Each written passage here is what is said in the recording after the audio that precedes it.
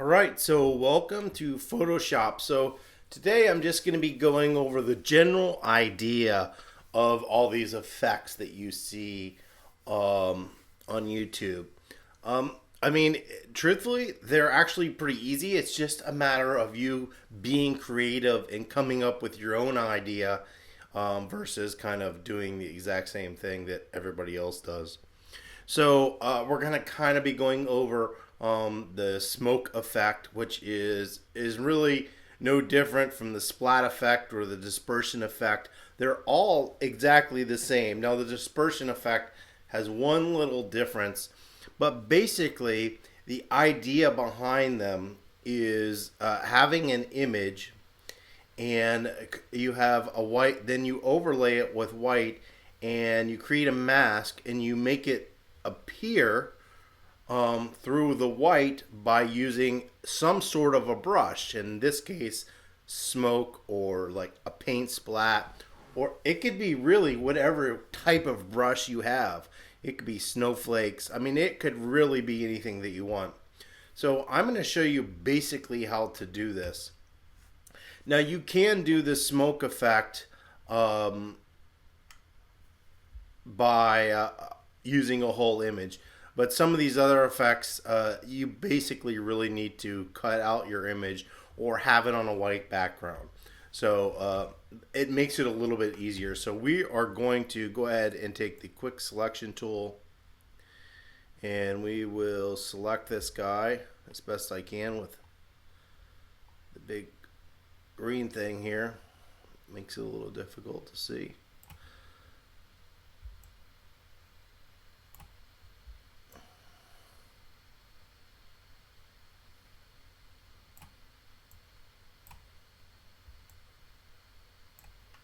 All right, so we have that sort of selected pretty good right there. Now we're going to go into select and mask. That's fine, we can use that overlay. We are going to turn on smart radius and use this brush here, and I'm just going to go over my edge for edge detection, and we're going to try to get a little bit better selection here. Recognizing that it's not, this is going to be the back end of our edge, so it's not really super important that that edge is perfect. We can always go in. My brush is a little bit too big.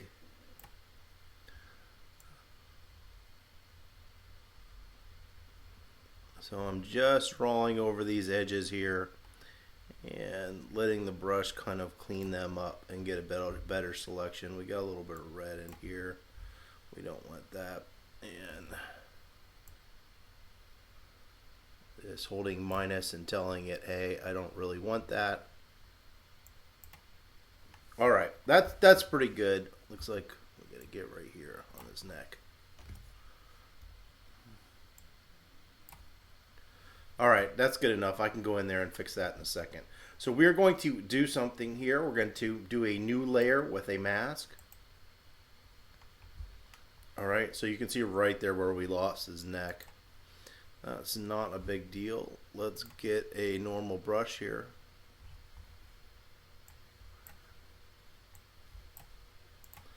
You just want a soft round brush. Okay. And we want some white, so I'll hit X and then we're just going to paint that back in. And a lot of times I will go over it on purpose so I can see where that edge is, and then we'll just clean that up.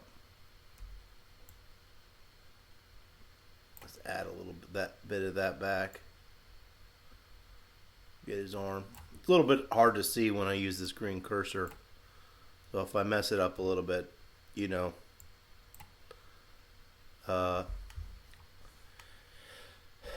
you'll be better off when you're doing it because you can't see. All right, so we're good. So we've got this cut out, right? So right now this is translucent. There's nothing back there.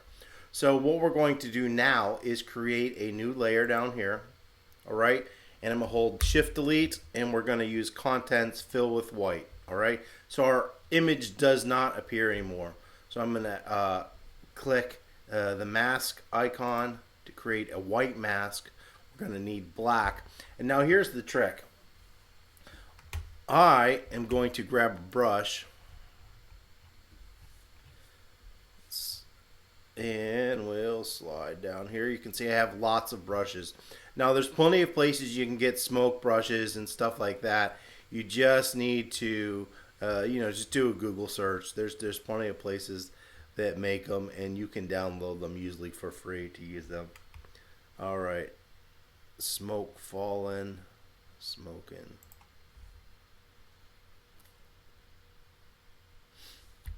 Let me see if I'm on my second screen. I can just see my brushes a little bit better.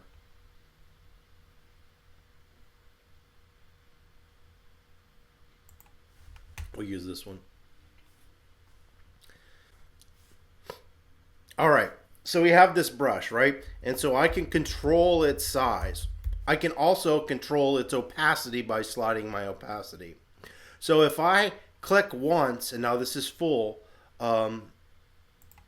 it's going to make him appear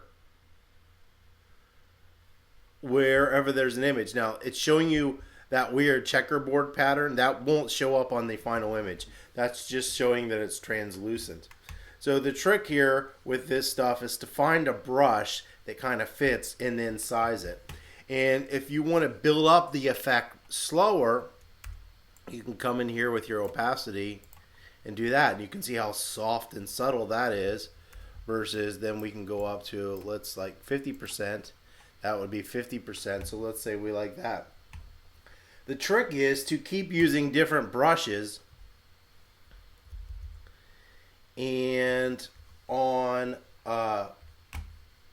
most brushes you can easily rotate these, so you can control your size here.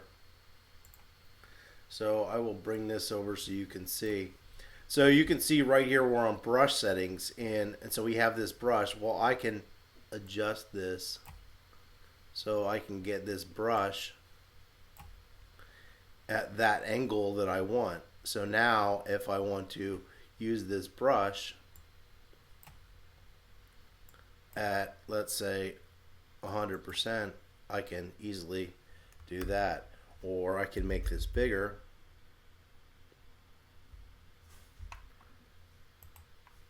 Right? And so we're making him appear with a smoke brush. It's really that simple. So here's another brush. Click in that little effect there. We will grab another brush.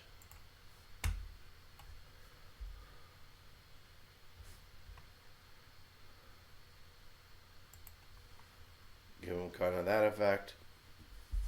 So let me just flatten this image, just kind of show you what it will look like. Discard those layers. So now you can see that translucent goes away. So we've made this image appear with the smoke brush. Now obviously you can spend more time and do stuff on this to hide and show this guy on this image. Let's just switch here. So here I have some lightning brushes.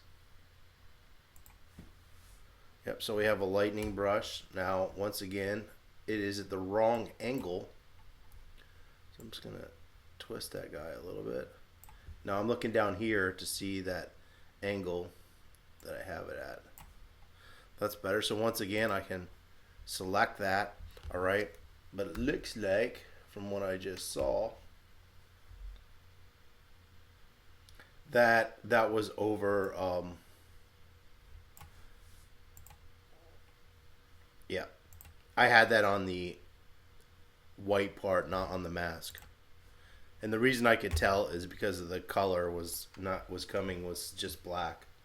So once again, I can make this guy appear or disappear by using lightning brushes. Now you can't see this much right now. It's kind of take a while to go in there, or you could just go ahead and use like a normal stock brush to make him appear in the center. So we'll scroll down here a little bit. Here's some paint splats. Yeah. So let's say I wanted to add a paint splat to this. I can come here and then you can see I'm making him appear by this paint splat. Now you don't usually want to do the same splat of paint twice. And the reason why is because you can see where it duplicates and it looks kind of cheesy where it repeats itself. So here, if I flatten this image, we can see that now we've made him appear with just a paint splat. All right. So if you get edges like right in here where they're kind of hard, you can always use a splat to kind of go in there, and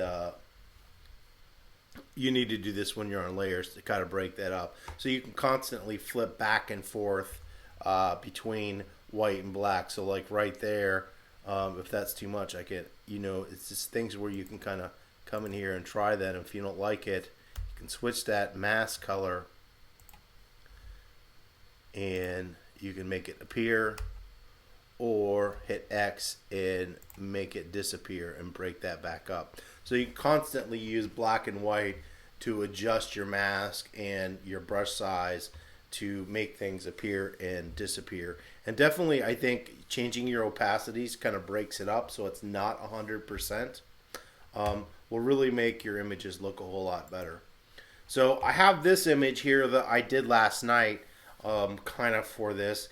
And this is kind of a combination of everything, where it doesn't really look like your traditional whoops, I grabbed them all.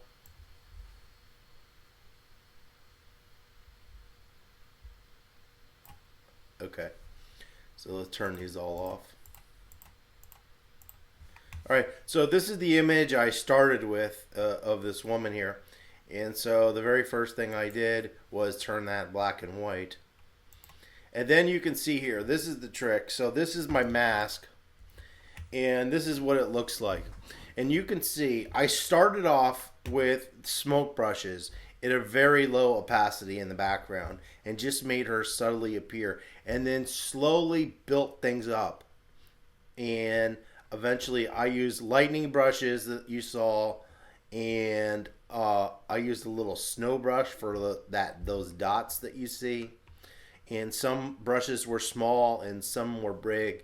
And I even just used a normal round brush to kind of a really, really, really low flow to just bring some of this area in here. And so I kind of got this effect. Now, I didn't like this fake looking lightning guy here. I also, it looks like I did a little curves adjustment. So you can see here where I kind of blurred this out. I added some color and text overlay on this image. And then right here, I added literally, that's like a very soft silhouette of a skull. I don't know if you could see that. And that's an actual brush. I have a brush that has a skull on it. And then I just made some simple adjustments here. I'm just blurring this area. You can see it was sharp, and I blurred that out a little bit. And then I kind of painted another eye into where, like, this was an eye and a skull. This is the sky, and this is the nose here. And so that's kind of how I created this image. So using the same sort of principles, where you're taking an image as your background, you're overlaying it with white, and you're making the image appear with brushes in a mask. And that is really all it is to doing the dispersion effect and the smoke effect and stuff like that. So the one change that I would say you're going to run into when you use the dispersion effect is the dispersion, it looks like the guy's like blowing apart in a certain direction. So what happens for that is we're just going to flatten this image and make him white, is that you need a white background, because obviously where he's breaking apart is the only place that you want to see color. So what you're going to do then is simply go into liquify, and we'll give that a second to come up, and you're going to stretch him. All right. And so you're just going to pull this guy literally in the direction that you want that dispersion effect to go. So if we want that dispersion effect to kind of shoot out, now this is probably not the best image to do this, but you get what I'm doing. All right, and then we'll hit OK. So now we have that specific color. All right, so we have that specific color, and it's all heading out that way. So now I'm going to, once again, I'm going to come down here. I'm going to create that new layer, Shift Delete, hit white, and create a mask. And I can just use a normal brush for right now. Probably, and we can just make black. We don't need to get it in there. Now it's not a good selection there, but you get the idea. So we can just kind of go. Now if I need to make this brush harder or smaller, I can come in to kind of get that edge. Now we're going to build up this edge.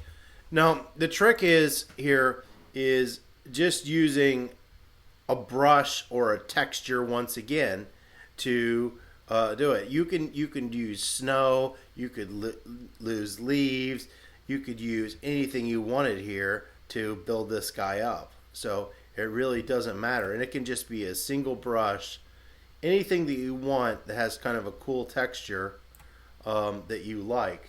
So I'm actually over on my other monitor because I can see a little bit better as to what I want. So scattering. So this is just like one little dot. Count, jitter, and then we're going to do transfer, and we'll leave those where they are. So we are going to make these bigger. That might be too big.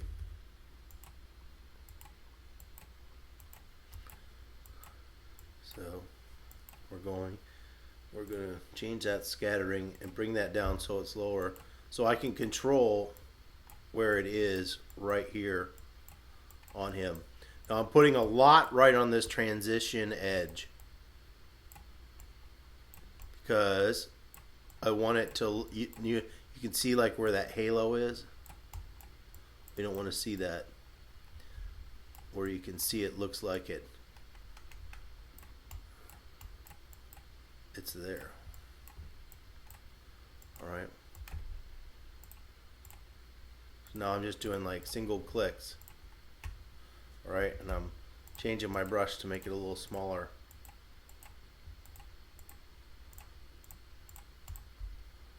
Move this out of the way.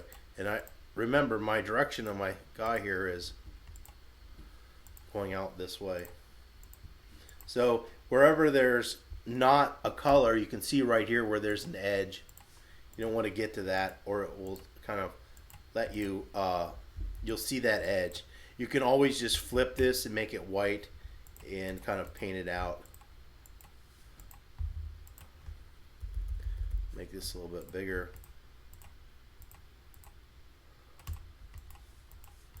And so that's basically the dispersion effect. Now this is not the greatest version of it. I probably need to get a better brush. But you can see kind of what I'm doing. I'm just creating that effect, and then once I've kind of got that filled in, I can flick that white, and now I'm taking some of that away.